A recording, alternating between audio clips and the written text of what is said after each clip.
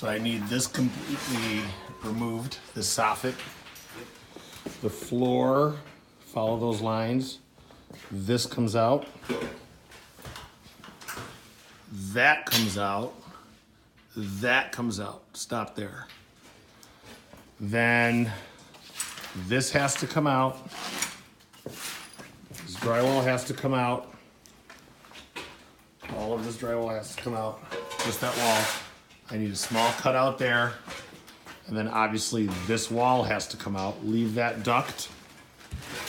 And underneath the window, so as you take the baseboards out, take out the drywall below the window, below the windows till you get to that outlet.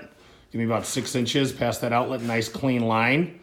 And then that's all the electrician's gonna need in order to repipe this part of the room. But all of this baseboard, obviously, like we discussed, has to come out.